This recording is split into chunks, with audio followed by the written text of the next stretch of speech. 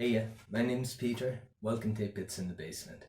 So this here is part 2 of my eBay Aldi Commodore 64 find. In part 1 we looked at Commodore 64, took it apart, had looked to see that it had all its chips and all the rest, and in the end put it back together and made sure it was working. In this part 2 we're going to be taking a look at the 1541 disk drive that came with it.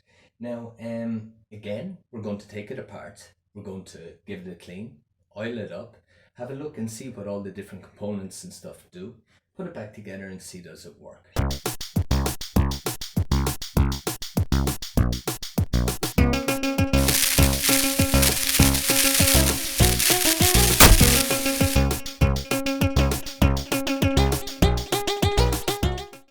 Now, so I'm after putting my 1541 disk drive up here on the test bench, and we'll just have a quick look around the unit before we take it apart. So here on the front you can see that it's got a grey Commodore disk drive 1541 label on it with little Commodore logo, and you'll see here there's a green LED which indicates power, and there's a little square red LED down here that'll indicate drive activity. It'll also flash if there's an error on the drive. Once the disk is slipped into the front here, we've got a little locking mechanism, little lever locking mechanism like this.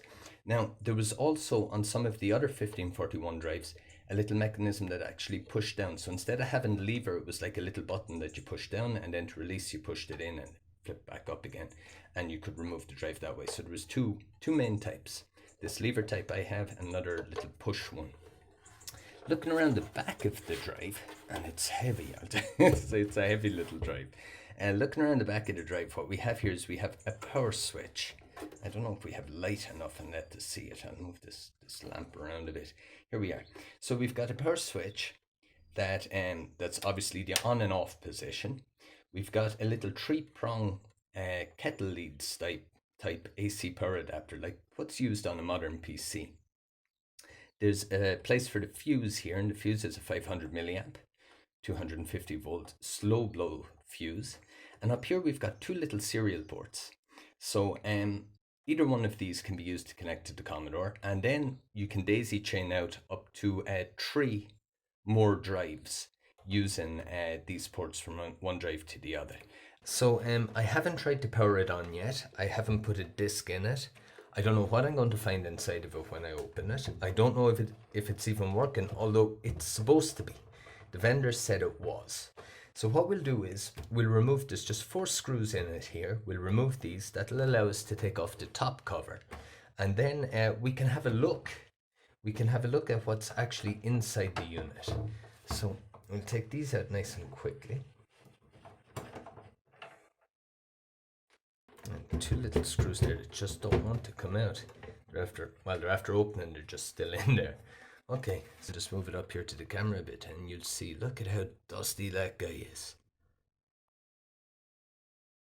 So I don't know what way the rest of it is, although the little lens in there looks to be clean enough. I think what we'll do is we'll take all this apart and we'll give this a good clean, and we'll have a look at it and see what version it is and whatnot, and we'll see what way all the rest of it is too. We'll give it a little tear down and just have a look. Okay, here we go.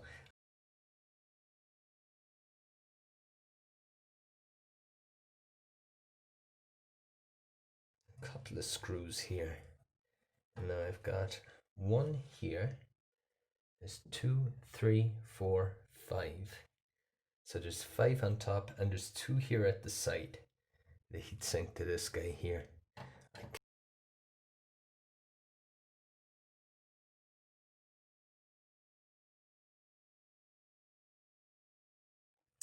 So I should be able to lift up this. Here we go. So that's the main board for controlling, for speaking to the Commodore 64 and controlling the actual drive itself. But I think what we'll do is we'll take this whole section out also, and we'll have a look at that while we're at it. So again, there are a number of screws. Now these are different screws, I think, than the ones I took out previously. They're longer. So I don't want to mix those up. And there are 6 of them.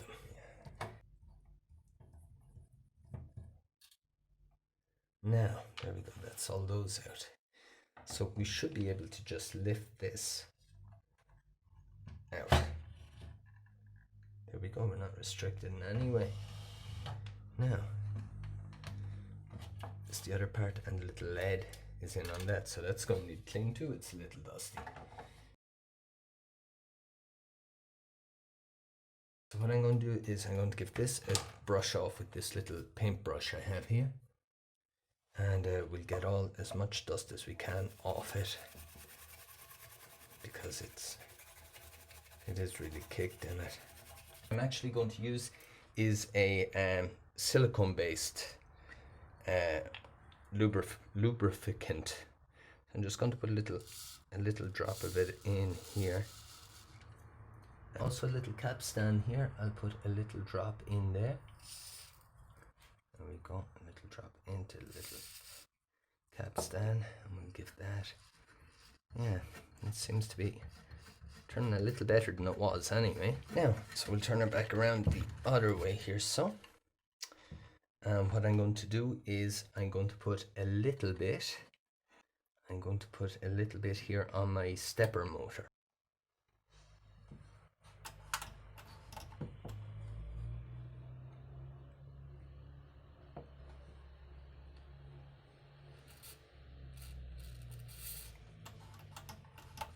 A little bit down in there.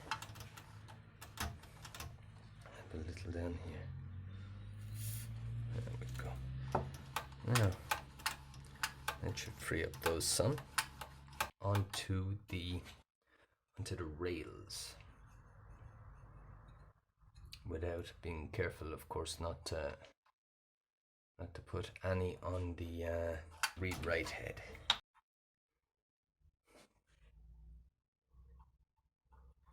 Lift up this guy and just give that a good little drop of alcohol on a cotton bud. A different cotton bud than I used before, of course.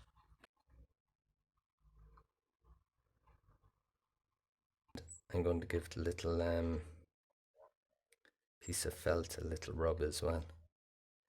Give that a clean. There we go. That might do. Now,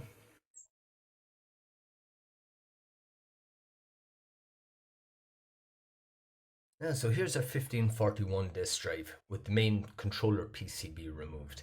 So what we can see is the other 2 main parts that make up the 1541. This one here is the AC current converter. So what it's done is it's taken 220 volts of AC current from the wall, and what it's done is it's converting it into 2 different voltages. It's converting 1 voltage to anywhere between 9.5 and 15 volts AC, and it's creating another voltage as well, anywhere between 15 and 21.5 volts AC. And the 2 of those are being fed back to the main PCB via this connector here. And the reason there's such a tolerance on those 2 voltages that's being created is because the main PCB has circuitry in it that'll actually convert those AC currents into DC to supply the whole board and drive electronics and all that. But I'll show you that when we look at the board in a little while. Now over here are the drive mechanics, and it's composed actually of 3 main parts. You've got 2 motors.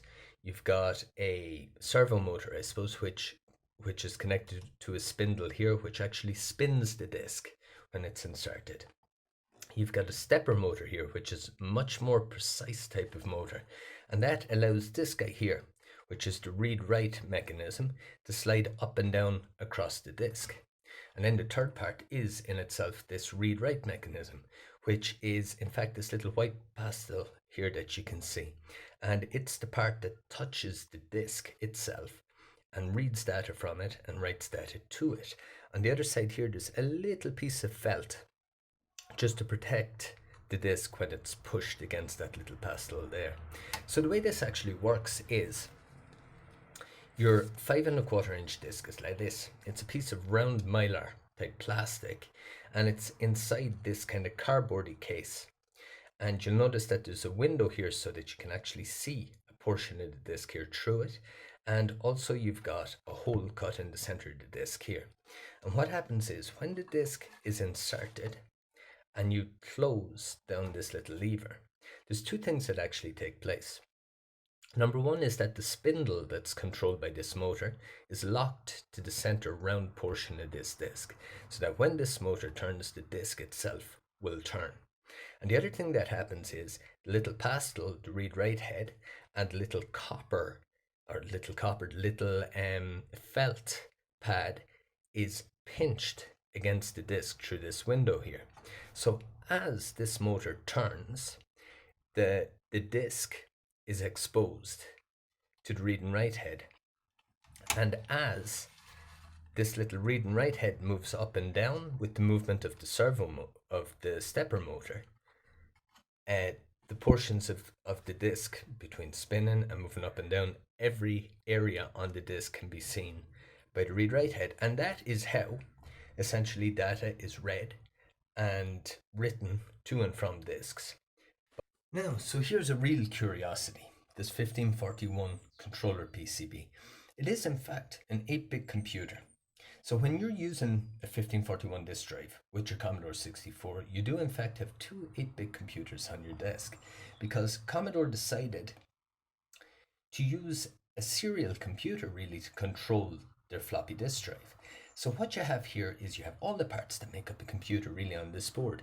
You've got the processor here in the form of a 6502 CPU. Then you've got two 6522 chips, which are the input-output controllers for this guy here. They're VIA chips, which stands for a Versatile Interface Adapter. And just underneath here is a floppy disk controller chip. And that does exactly what the name indicates. It controls the floppy disk.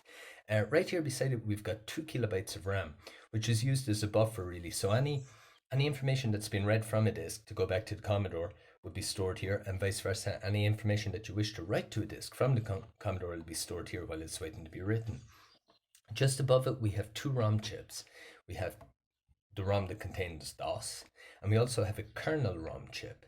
And these 7 chips, in conjunction with all the logic chips around the board you see here, and this 16 megahertz crystal oscillator, give us a little 8-bit computer. So what happens is, when you send a command from your Commodore 64, it's sent via the serial cable to this computer, and this guy then accesses the floppy disk drive, and then the information from it is read by this, and then sent back by serial to the Commodore 64. So that's the line of communication there. Now, how is it powered? Well, we saw the AC converter that sits in under this board, and it's taking 220 volts and turning it into two separate voltages. And what's happening there is these voltages are fed in here. So we have a 9.5 volt and we have a 15 volt, both AC. Now they're both fed through these rectifiers here. So that turns our 9.5 and our 15 volt into 9.5 volt DC and 15 volt DC. And then that DC voltage, those two DC voltages, are passed through these large capacitors here to smooth them, to clean it up and all the rest. So what we have then are two linear voltage regulators, a 7812 and a 7805. So we have our 15 volts passing into the 7812 and coming out as 12 volt DC. And we have our 9.5 volts being fed into the 7805 and coming out as 5 volts DC. And that then is our power to power all of these ICs that you see here, and also all of the drive electronics, like the two motors that are in the drive mechanism itself. And that's how power is obtained for this board really. And that's apart from, there is one thing. This board runs very, very slowly. It's run at a baud rate of 300 bits per second, which is extremely slow. Now, the reason for this is it was something to do with backward compatibility with some other Commodore machines. So it was slowed down on purpose. But luckily, it's not a hardware restriction. So the hardware is capable of a lot more. The reason it's so slow is because it has been programmed that way on the firmware here. So it is actually possible to change the kernel ROM in your Commodore 64 itself, and also one of these here to Jiffy DOS, and you'll receive a baud rate of up to 10 kilobits per second, which is phenomenally faster. So it's something to keep in mind when using these. They can be sped up. So what we'll do is we'll put everything back together and we'll test it out and see if it works.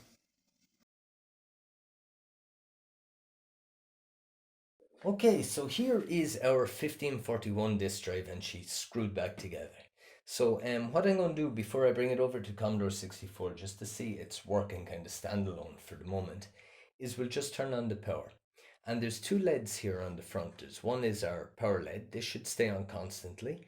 And the other one here is a drive activity LED. So when I turn it on, we should hear the motor spinning for about 2 seconds. The drive activity LED should light up for about 2 seconds and then go out while the green guy stays on.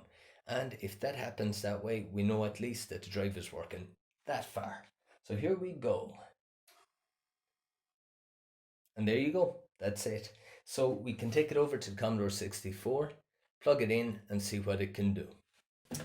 Okay, so everything's together pretty much the way it was last time. I've got my 1541 disk drive here. It's connected to the Commodore 64 via its serial cable. And the Commodore 64 is connected to the TV the way it was last time using the RF input. So basically what we'll do is we'll power on our 1541 disk drive. So that does as it should. Now when I turn on the Commodore, it should do the same thing. It should do a little reset here. And there we go, it's after doing that too. Now, I've got a number of discs here that I got with the drive and with the C64. And one of them I noticed was Giana Sisters, which is a game. So we can test out the SID chip as well if we can get it to load up. So this disc should slide in there like that, and that should close down like that. Now, I haven't used one of these before, so I've had a little look on the web, and I memorized a few little commands to see if we could get this working. So from what I saw, I need to type load the speech marks, put a little $sign between the speech marks, and comma 8, and press return. So this should find files. We got loading and ready. Now when I type list, it shows me the files on the disk. So this is excellent because it means this guy is working, at least to this level. As I understand it, the way this works, the command is sent here and it sends back the list of files in the form of a little basic program. That's why we print list, or we type list, and it'll give us the list that way. So it's a kind of a workaround. But anyway, there we go. We've got 3 files on this disk. We've got hello, Giana Sisters, and ATG. So I'm going to straight away dive in and try to run the Giana Sisters one. So what we need to do, we need to load again. This time in the speech marks we put Giana space SISTERS, and close that, and then comma 8 because we want to use this disk drive, which is designated as device number 8, and comma 1 because, as I understand it, certain programs need to be loaded into a specific part of memory, and the comma 1 is to load them into that part of memory. So that's for running games on this. We press enter, it's searching for Giana Sisters and loading. So it's found it and it's starting to load it. Now a game like this on cassette, it'd take about 6 minutes to load. So we'll see how long it takes for this guy to load on this.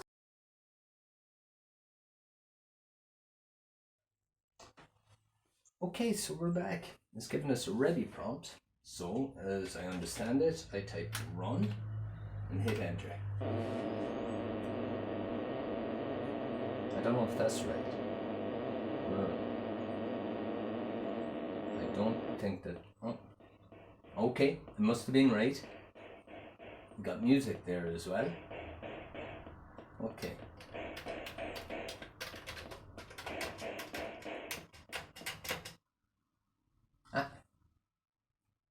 What's that do? It's accessing the disk. Do you hear that? That means that the SID chip is working.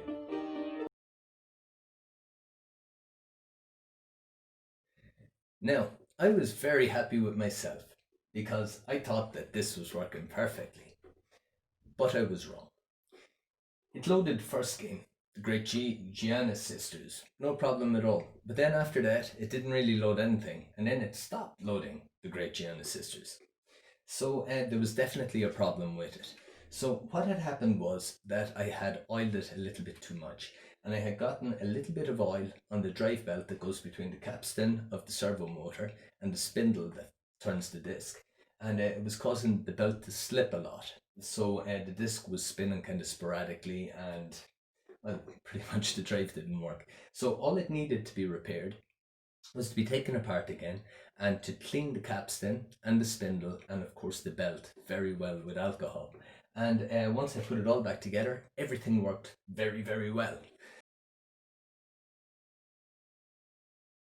So I was having all kinds of fun with my 1541 disc drive until one little thing happened. I put in a disc and it started making all kinds of noise. And then after that, disaster struck. And I'll explain to you a little bit, just using this CD to show you what I'm talking about. This CD here was perfect up until about 15 years ago, and it started developing this kind of discoloration around the edges and on the center here, and this is caused by oxidization of the aluminium layer on the disc. And basically all the data on it is pretty much gone because the disc is unreadable. And this is what they call data rot. Now, apparently 5¼ inch discs are also susceptible to this very thing, but in a different way. They don't actually oxidize. These discs are made up of two main components. There's the mylar disc, which is like a clear plastic, and then there's iron oxide, which is stuck onto that mylar layer. It's this black stuff that you see here that is actually the metal that holds the digital positive charges that give the ones and zeros that store data on the media. But what happens over time is that the glue, for want of a better word, that's used to stick the iron oxide to the mylar can break down. And when this happens, if the disc is a little bit dusty or a little bit dirty or has a little bit of mildew on it can cause problems. And the way these problems manifest themselves is when the disc is put into the disk drive and you try to read it, the disc makes a terrible noise. And what's actually happening is a little piece of dirt is after getting stuck on the read write head, and as the disc turns, this little piece of dirt is after grabbing a little piece of iron oxide and starting to slowly tear it off the disc. And the more the disc turns, the more this kind of snowballs into a larger and larger piece of iron oxide that's stuck to the read write head. And while that doesn't leave any discernible damage on the disc that caused it all the time, any discs that you put in afterwards into that drive will be scratched beyond repair because this little iron oxide lump that's after being left on the read write head is like sandpaper. So this happened to me on 3 discs. So I lost 4 discs. I lost the disc that was causing that problem in the first place, and 3 discs that got destroyed actually in the process of testing discs because I didn't realize what was going on until much later. Well, I managed to capture a little bit of footage of this particular thing happening to me, and that's what's coming up now.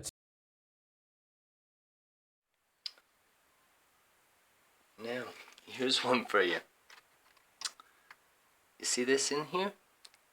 I don't know if that'll focus or not now, but there's a big chunk of dirt on the drive head, on the read write head, just there right now. It's not really focusing in on it, but there's a big piece of dirt on it. It came off of this disc here, which I tried to read, and it made a lot of noise, and when I took it out, there's a big chunk of dirt on it here. And that is the very thing that is responsible, for doing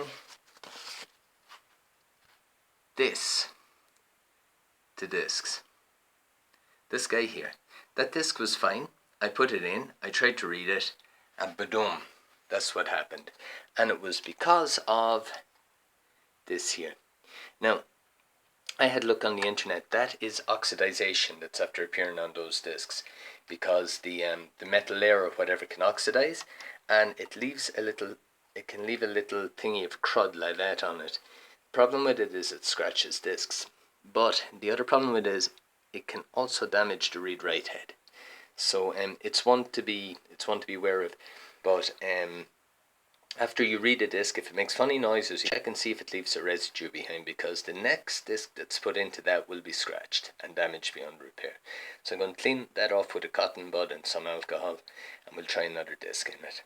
So there you go. That's just a little thing that I wanted to show. Now, so there you have it. That's my Commodore 64 eBay find. Pretty much sorted up. Everything seems to be working fairly well now.